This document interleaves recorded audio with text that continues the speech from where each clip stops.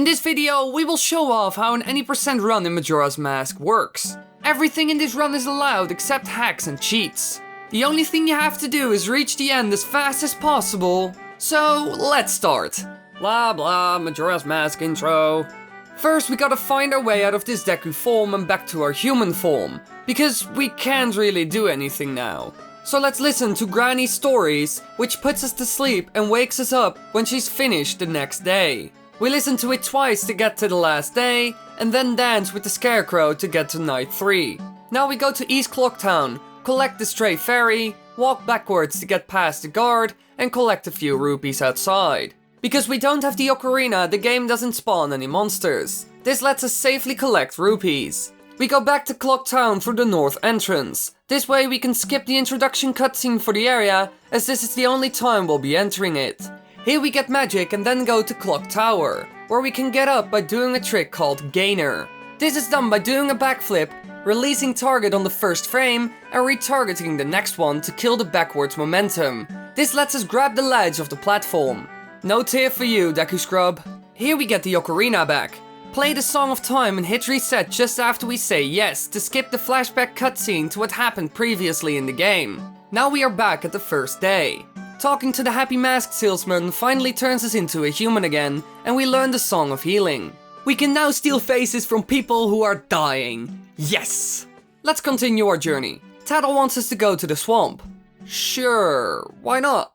But first we need to collect 99 rupees from the chest in East Clock Town, which is hidden behind the archery gallery. We use this to buy a bomb bag and 10 bomb chews. These will be used to get close to the loading zone to South Clock Town, and hover around it as there is an owl we need to hit.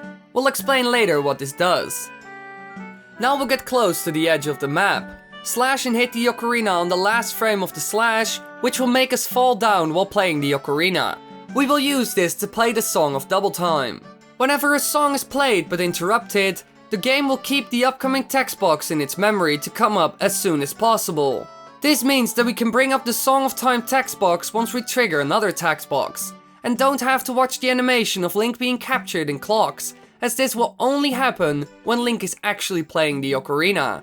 When coming back, we will talk to the banker, who we gave the rupees to in the first cycle, which will trigger the Song of Double Time text box, and we can open the door to the bomb shop once more while making it night at the same time. Here we will buy another batch of 20 bomb chews, as we will need them later. We will leave through South Clock Town and enter the grotto to do the most complicated glitch execution-wise. First we need to get on the route on the top of the cave. There we need to do a bomb hover to clip through the ceiling and then enter another grotto, which is unloaded by doing a few mega flips and exit it. This brings us to the Deku Palace, where we now need to do another hover onto the fence.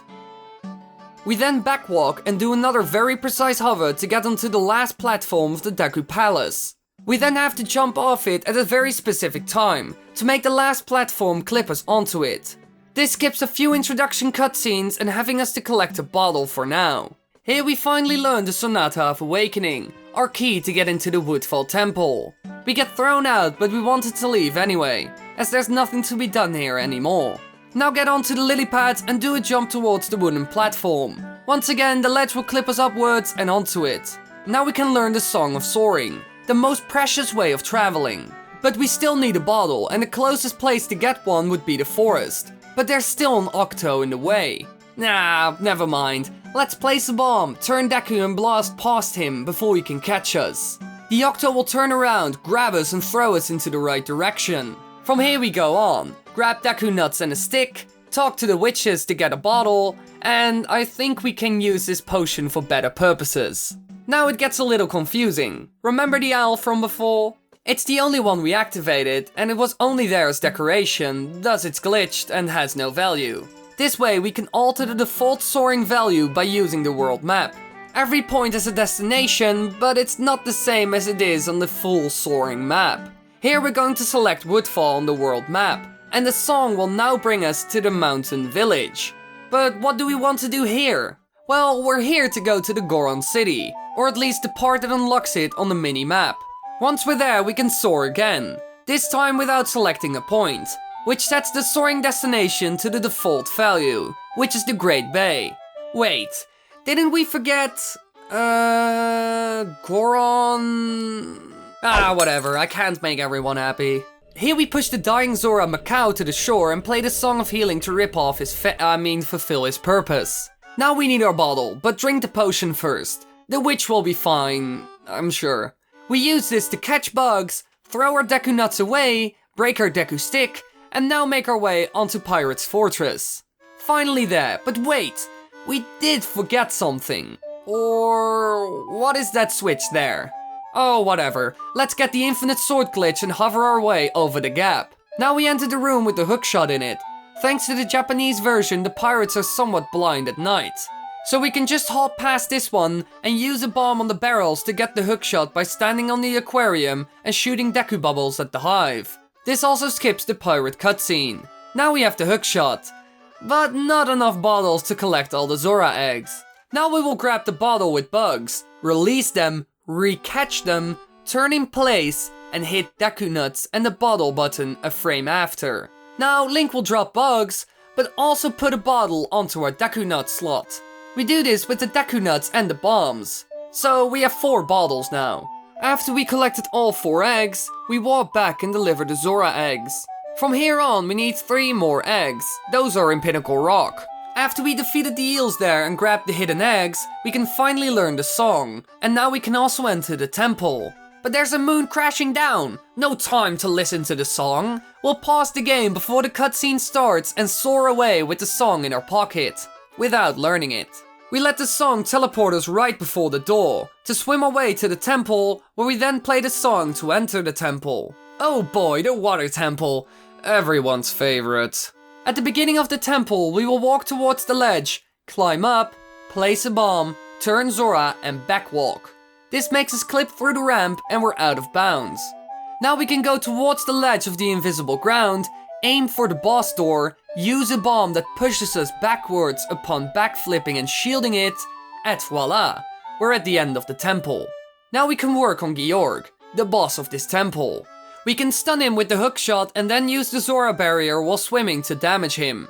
Using the hookshot at the right time will make him swim towards the platform in the middle, which makes it easier to hit him as he deals a lot of damage if he gets to chew on Link. After we defeated him, we can grab the heart container and the first remains. From here on, we'll select Mountain Village on the menu map, which sets our soaring target to Woodfall Temple, which will complete now. Once we're here, we'll use the song to open it and proceed to the second room. Here we will use a mega flip to get to the other side. From here, we can easily get the bow. Once we got the bow, we go back and use the Zora mask to clip into the pillar next to the stairs. By using a Zora slash while holding B and hitting the ocarina in the last slash frame, we can make Link fall down while playing the ocarina. This can be used to store the Song of Time. We spawn back at the door and go upstairs. There we do a hover onto the right pillar, do a trick called ledge clip, which lets Link grab the ledge in a wrong angle, and then hover our way to the boss room again.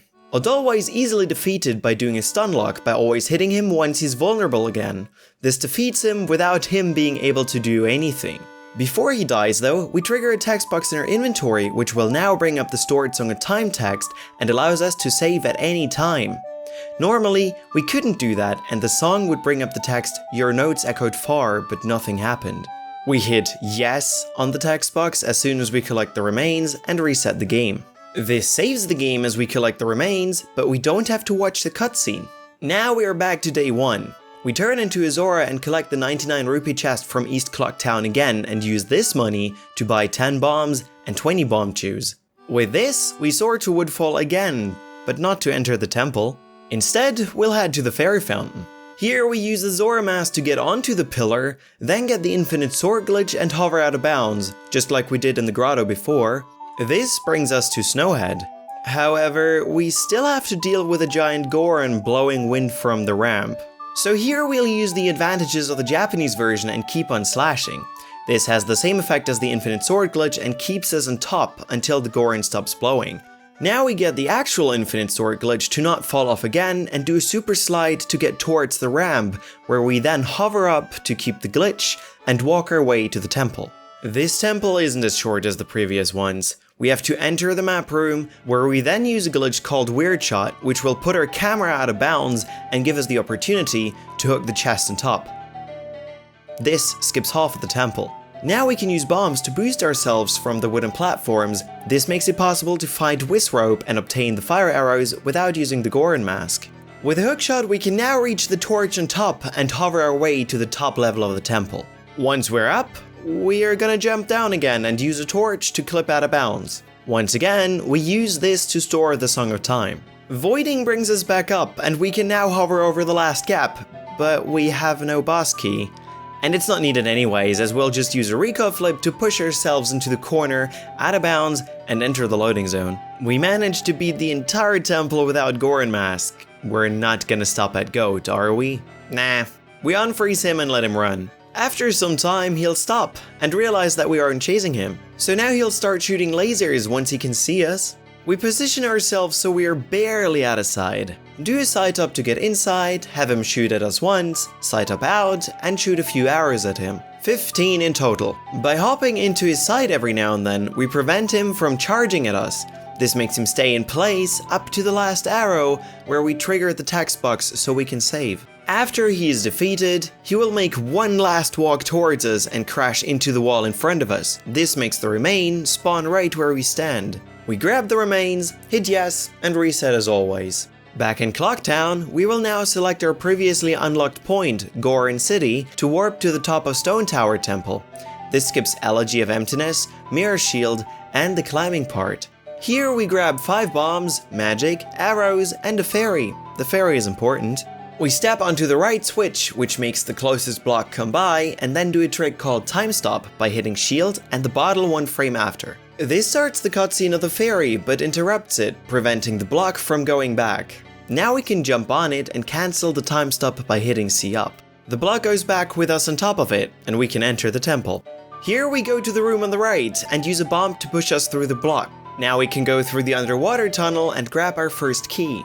Back to the previous room, open the locked door, and do 2 weird shots to reach the Garo Master room, which we will defeat with fire arrows. We soar out, use another weird shot to get underground, and turn the temple around. Now that the map is upside down, we will use this opportunity to fall down and play the Song of Time at the same time again. Once we're back at the temple, we use the door on the right, use a light arrow to get rid of the block, and use the upstream to get back into the tunnel. A recoil flip will bring us to the bridge, where an Igor is waiting for us, which we can blast away with bombs. This spawns the Giant's Mask chest, which isn't needed. We enter the last room of the temple, do 1 last weird shot to stock up on arrows and bombs, get back up, and do a recoil flip towards the boss door from a specific position. This will clip us through the wall, and we can enter the Twin Mold fight.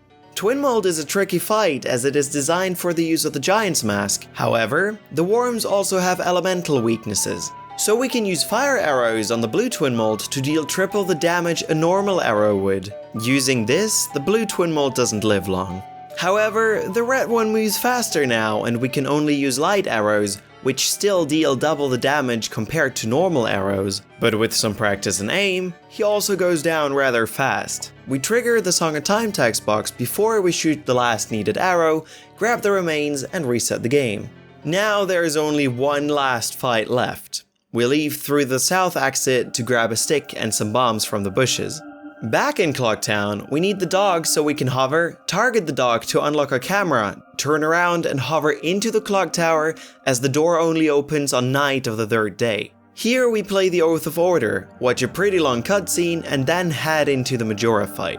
The first phase goes down rather quickly with a combination of the Zora fins to take him down and the light arrows to deal damage. After doing this for 4 times, Majora turns into Majora's Incarnation. We stun him with arrows or the Zora barrier, jump slash with our Deku stick to store damage in a crouch stab, and crouch stab the Incarnation for as many times as we can until it dies. From here on, there's only Wrath left. Like a Dolwa, Majora's Wrath can be stun locked. We make sure to have light arrows equipped, as these almost always hit, even if we don't have magic. Majora gets stunned, and we can use crouch stabs once more to defeat Majora and finally save Termina. Thanks for watching, everybody. I hope you enjoyed this any % speedrun of Majora's Mask. If you want more of these kinds of videos, then tell us in the comment section below.